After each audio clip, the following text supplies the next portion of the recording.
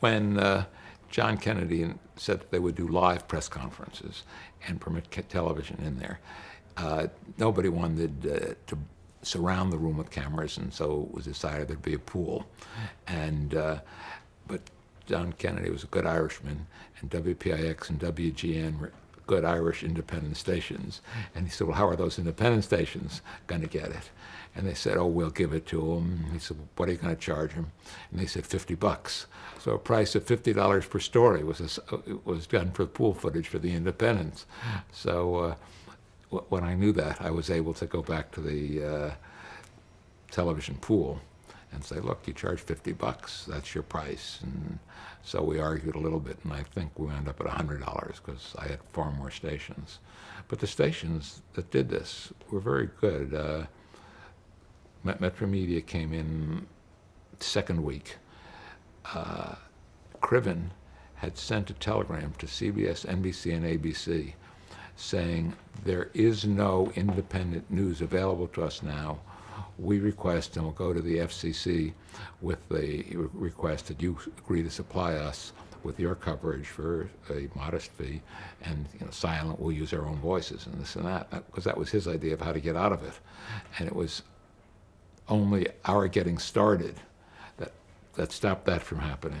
And so then in the second week, Metromedia stations came in, and we started out with 9 stations. We could never get the 10th at the beginning. I had the 2 Tribune stations, 3 Metromedia stations, then Cox gave me their station in San Francisco, KTVU, which is one of the better stations in the country, and was then, still now, has the highest ratings of any independent station. KTLA in LA came in, which was the Autry station, and I don't even remember who the other 2 stations were. We had 9 at the beginning. I called HBO and asked them if they wanted to take a seat at the table, and just for a holding place. And they turned it down. They couldn't afford it, so everybody had to pay $110,000 each, and we launched. And was that per year? Yeah, per year. And the price went up later. They agreed to pay more when they saw it was good, when it works, that it actually worked. They began to appreciate it. But from day one, we managed to make the whole thing adequate and sometimes better. And by doing it, we also discovered that a lot of other stations who had network feeds liked our stuff and wanted a chance to take it. So I worked out a deal with WFAA in Dallas and a deal with the station in Boston, CVB.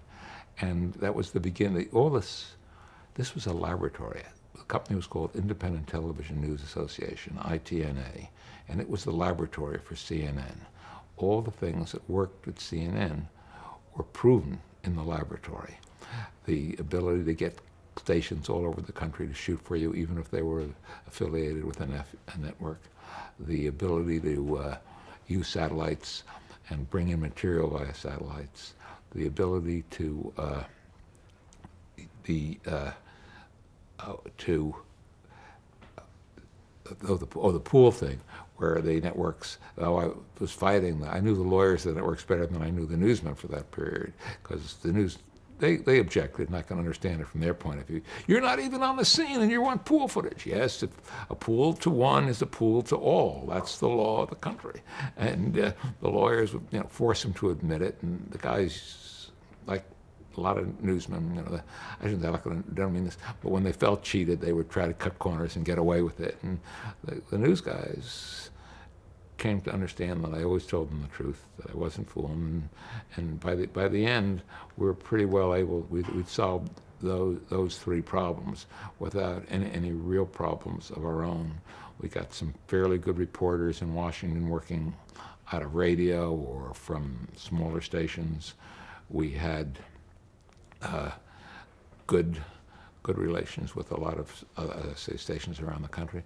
And then we started, there were 2 worldwide news services then. WTN, which was a success for United Press International News, and Reuters, which was called BizNews, and became, BizNews was originally started by the British called British Commonwealth International News Agency, BCINA. The Brits were very culturally disappointed that they had no worldwide news service in film when we were the service, United Press. And so they decided to do this thing. And it didn't work. So they made a deal with NBC, and NBC agreed to supply them with all their coverage in the States, and they would cover much of the rest of the world. The partners in it were CBC, BBC, and Australian Broadcasting Company. And so we'd always had to compete with them. And they were tough. They were the real competitors in terms of Europe. But now I was the customer, and I could play off Viz News against WTN, and I could get good prices. And we started off with WTN as our partner, but this is, I think back, this is a very sordid history. At that time, WTN was controlled by a bigot from Detroit who had gotten South African government money and had bought WTN with that money and was attempting to use WTN for propaganda purposes. And also, when he and his people saw that I'd made this a business, they came to the States and said, why do you need Reese? Why do you need a middleman? Why just don't buy it from us? But that didn't work, but it didn't make me feel comfortable in doing business with them. So I switched to Viz News, to Reuters, and they became very good. And we worked well together despite a long history of rivalry between us. And we started, I started at ITNA, the first international scheduled news feed, like a newswire, where for 15 minutes a day they would feed whatever stories were available to them in London. One of them would be voiced, and the rest would just be. And they came in order to do it, we had to have 3 partners to cover the costs. I could only afford so much. So PBS came in, brought it for news, and NBC, who was a part owner of Viz News, figured they wanted to do it as well. And again, this was part of the lead up to CNN.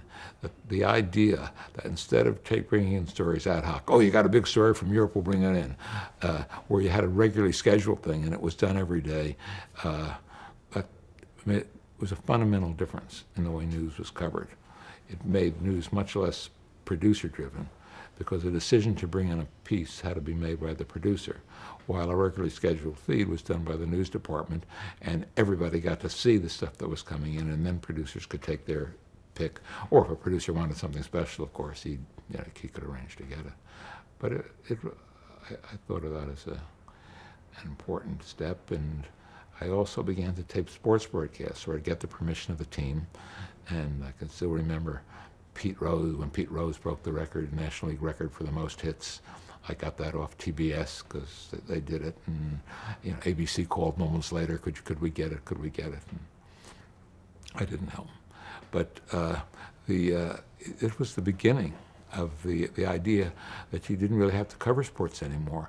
You could just make deals with the teams and arrange to take it off the satellite, and you had your whole sports department, loads of video. And that was extremely important for CNN, I think, when we wanted to get corresponding stations, when we were the only ones who had that. The sports editors at every single station in the country demanded access to that. They didn't like being beaten. So, and we put all those things together, and we grew the thing from 9 stations to about 20, 25 before I began to get involved with CNN and Ted Turner. Now, what was the management structure for ITNA? I was called managing director. It was the best title I could give myself. And that was before that. That was a British title that was not used in the U.S. And there was no president or vice president. There was a board composed of the various heads of the original companies, and so they were all broadcasters. Lev Pope was on the board, but John Corporon represented him, and Fox had Metromedia then, had Ted Kavanaugh as their news guy, but Larry Freyberg was the boss of the station, and he more or less ran the group. And I think it was the general managers who sat on the board, not the news directors. But the news directors came to most of the meetings. And I had to propose everything to them. I had to propose a budget, and they and negotiate with them on salaries and everything else. My own salaries. Although, you know, they give you the budget, you can pay everybody as little as you can. But so HBO came to me, the guy named Bob Weisberg, who was working for Jerry Levin. And Bob said that HBO was very interested that Jerry Levin had the idea of going into a 24-hour news network. And you know, I had scoffed on it. At Metromedia, a guy named Mark Monsky, who replaced Kavanaugh, had said, you know, there's a business here, 24-hour cable news, and I scoffed. Why did you scoff? Cable had no money in those days, and they weren't doing any programming, and I couldn't imagine that anybody wanted to fund, that it was affordable. And any event, if HBO wanted to do it, that was a different thing, because it was their money. And I went to my board and said, we have the opportunity to bring somebody in, they'll pay some money, maybe they'll even give us a piece of the business if we demand it, if you guys demand it. And the board said, absolutely not. That cable was a competition for the broadcasters. We're not going to let these guys do this. They're not. Jim Coppersmith, who was then head of the Metromedia stations, has had a metaphor, which but perhaps is not apt, tells really how they felt about it. Said that it reminded him of O'Donnell and O'Brien, the two Irish guys who'd made a promise to each other that whichever one outlived the other, he'd pour a bottle of Irish over the other guy's grave. And he said, first he said to me that these guys want to use our material and kill us with it. And he said, anyway, so now O'Donnell dies, and they're at the funeral, and O'Brien steps up to the grave and turns his back to the assembled and pulls down his fly and pisses all over the guy's grave. And the guy says, how could you do this? He said, well, I promised him I'd give him I'd pour a bottle of Irish on his grave, but I didn't say I wouldn't pass it through my kidneys first. And Coppersmith says, they want to do that to us. They want to take our material, pass it through their kidneys, and piss all over us. So anyway, the board did not accept that, and the idea went away. I learned only last week from Weisberg, who I saw, that it really wasn't Levin's idea, that it was Weisberg's idea, and he got Jerry to go along reluctantly. And at the end, when the question came to them, well, would they be willing to do it without ITNA, Jerry Levin was thinking about it, and one day the phone rang in Weisberg's house, and his wife, Doris, picked up the phone, and it was Jerry, and Jerry said, I've just stepped out of the shower, and I always get my best ideas in the shower, and I've decided we're not going to go ahead with the cable news thing. And Doris said, if I were Jerry Levin, I'd never take a shower again. So, you know, that went away, and then out of nowhere, really, I got a call from Ted saying, look, I'm thinking about doing 24-hour news. Can it be done? And if it can, will you do it for me? When did you first meet Ted Turner? How did you know him? Well, I'd known him through ITNA, because Ted ran an independent station in Atlanta. And we tried to get Ted to join the group and do news, but Ted would never do it. And it became an annual spectacle at the independent station convention, where the board members would prod me to ask Ted, and Ted might have had a few drinks and ordinarily would be surrounded by a couple of beautiful blondes, and go up to him and say, Ted, when are you going to start doing news? When are you going to join ITNA? And Ted would be, I hate news. I'll never do news. I don't believe in news. I got entertainment programs stacked up in my basement. I could run from now until 2000, and I wouldn't have to buy a program. And it was, you know, kind of so to get a call from him saying, I want to do news, was Unexpected. How did he rationalize that? Well, when I went down to Atlanta to meet him, he said that there were only four things that television could do. It could do television shows, half hours and hours, and the three networks had beaten him to that. It could do movies, but HBO, which had already launched, had beaten him to that. It could do sports. ESPN had beaten him to that. So the only thing left was news, and that was going to be our business. And it was very interesting. It's the totally practical, no interest, and suddenly, I was afraid that he had a political interest too, that like Coors, because Ted was very, very conservative as well. Ted had supported Barry Goldwater very vigorously. He met his second wife when they were both volunteering for Goldwater. He had the Eagle. He was a member of the Eagles, which is a conservative club, still exists. Heavy supporters of the Republican Party. Was widely regarded as a conservative Republican. When I went down to Atlanta, the Republican Party asked me if I could help him get to run for governor, because they thought he was a supporter. And he, he was something of a bigot, but I think he's an all-purpose bigot. There's no race or religion that he won't put down if it suits him. And so, I'm not saying it's forgivable, but it's what he is. And so given all that, I was concerned that because I wasn't going to get involved in another kind of career situation where people really had a political agenda. And he promised he'd keep his hands off the business, and he was just going to run the business end, and I had total editorial control, and he knew that. And one of the first things on my first meeting, I think he asked me if I believed in the star system, and I said, sure, I do. And he said, well, who could we get? Who does Star be? And I suggested Dan Rather. Dan had been doing the show Person to Person on CBS. That was Murrow's show, wasn't anything like that. But it was a light interview show that Pat worked on. And so I knew some stuff from inside the company. And then they canceled the show, and Rather had been making something like $450,000 or $500,000 a year, but half of the income came from the entertainment show. And when it was canceled, his income was cut in half, and I knew he was very, very angry. And I suggested that Dan Rather might be willing to come down and do it. And he said, well, how much would it take? And I said, about $1 million. And he said, $1 million just to have a guy to sit there and read the news? And I said, yeah. I said, well, hell, he said, I just offered Pete Rose $1 million, and he only plays half a year.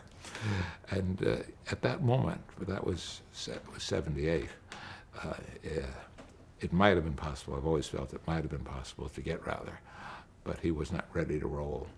And, well, by the time we were ready, Rather was in another class. The first meeting, though, was somewhat substantive. We talked about equipment, and I talked about getting tape machines, no film. By then I realized that film was not here to stay. And I still remember, he picked up the phone, he said, how many machines would you need, Reese? And I said, 12, 16. And he calls downstairs to Gene Wright, who's his head of equipment, vice president and head engineer, and says, Gene, why don't you order us a dozen a dozen 3/4-inch tape machines? But Gene, they are cancelable, aren't they? And and even at the first meeting, we sat there and we talked. It was very definite. He wanted to do it, but he was going to go out to the Western show or a major cable show, and he was going to see what support he could get, and he would let me know if it was a go or not. And came back, and the response was meager, and he was just really dawdling over it. And I was going on with my life at ITNA, feeling, half a traitor if I was going to leave them, and I'd been working without a contract for months, just so I could walk. But at this point, it was getting. They said, "Oh, we'll give you medical insurance now." which I hadn't had before, and they'll give you this and that. So I agreed to sign the contract. And no sooner do I sign the contract than Ted is on the phone saying, Reese, Bill, he had a fellow named Bill Lucas, who was running his baseball team for him, the GM. And Lucas was a young black guy, very strong, very athletic, young, early 40s. And he says, Reese, Bill just keeled over. He had a stroke. He's going to die. None of us is going to live forever. Let's do this fucking thing.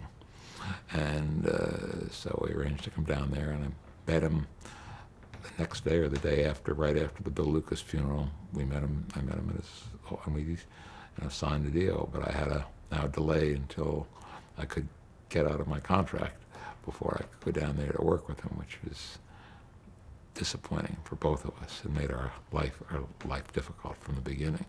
But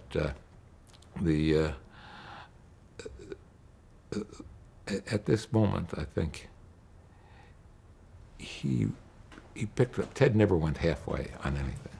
Once he was in, it was all the way, and immediately we were going to look for places to operate from. He was going to buy a building, and we were going to. We wanted to do a lot of publicity stuff and a lot of stuff, and very impatient, hire people, and I was really trying to hold things off. And the best way I had to do that, given the contract, was to call Bert Reinhardt, who was then at Paramount, and ask Bert, would he come back? And Bert loved the news business, and he came back, and I think he took a severe cut in salary just to come back and be my number 2, the general manager of then became executive vice president of CNN. And so he was able to hold Ted off to some extent while I was in New York finishing up, trying to find somebody acceptable to the board to replace me so that I could get down there. But in the meantime, I had been working. One of the first things I had to do was look for somebody. I knew it wasn't going to be Rather. Somebody who was available, who might join us. And I wanted a guy who was both liberal, as an antidote to Turner, and respectable with a network name. And Dan Shore had been working for me at ITNA. He'd gotten into trouble at CBS, and I guess he resigned. He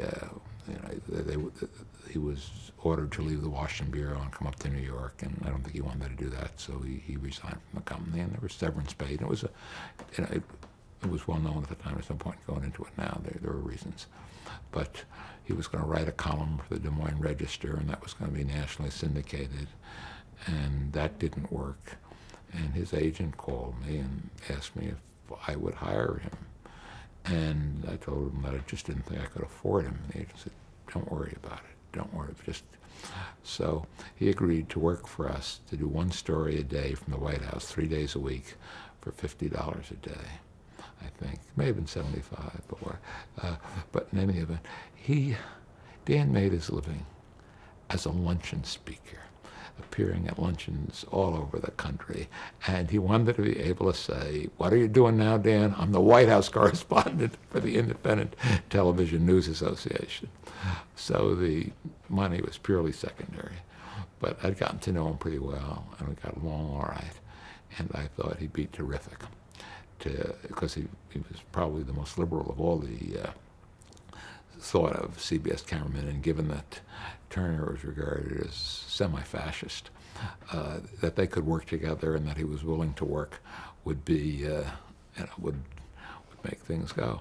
So I had long negotiations with his contract, with his agent, and the money wasn't so hard, but Dan, in his own way, was as arrogant as Ted, and Dan, he was afraid also that he'd be used.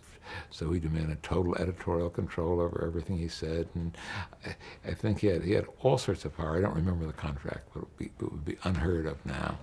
But we did keep certain things for ourselves. We refused to let him make commercials,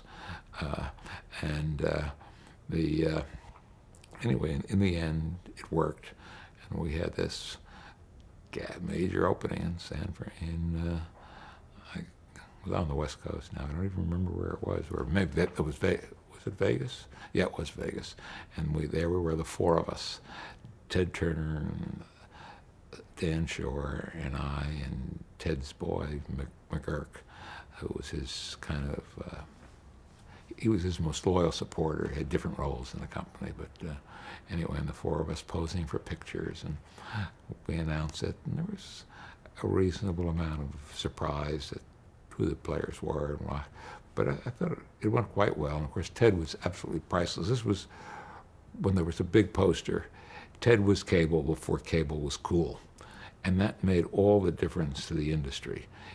He was one of their guys, so whatever he was, he carried all that with him. At the same time, one of the reasons McGurk was there was that McGurk was kind of his ambassador to the cable industry, and McGurk, Ted was regarded as a little bit nuts, and there was a guy who would say, "Don't worry, he may be nuts, but he isn't going to do this, he isn't going to do that. Don't worry, we can control him. He'll listen to reason."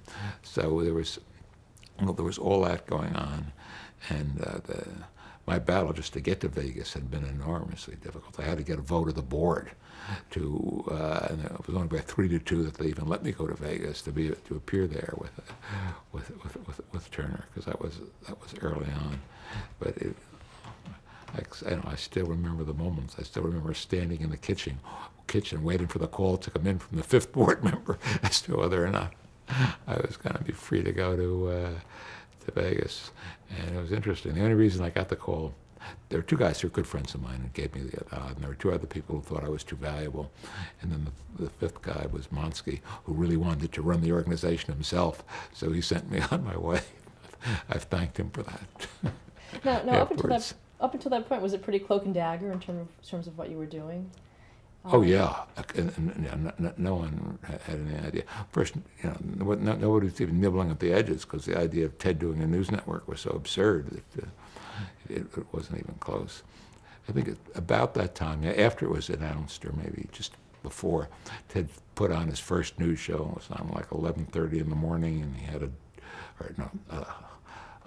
1:30 at night or 2, and he had a dog as the co-anchor, and the anchor wore a mask, and it was, you know those stories, I'm sure.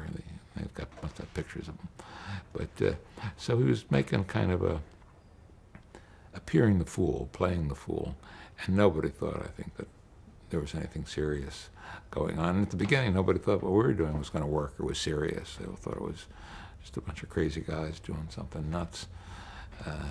Dan Shore was a guy who couldn't get a job, and I think Bert was important.